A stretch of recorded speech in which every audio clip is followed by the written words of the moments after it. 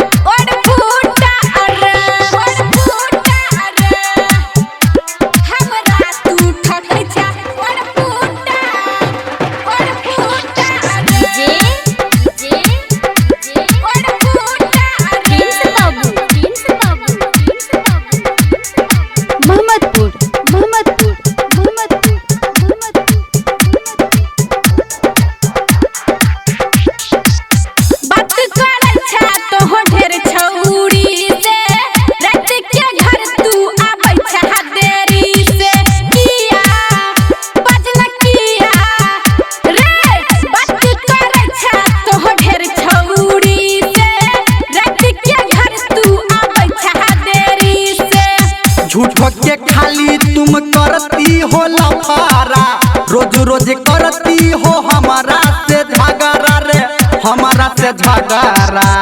तेरे चक्कर में तेरे चक्कर में मेरा सब कुछ लूटा रे, तेरे चक्कर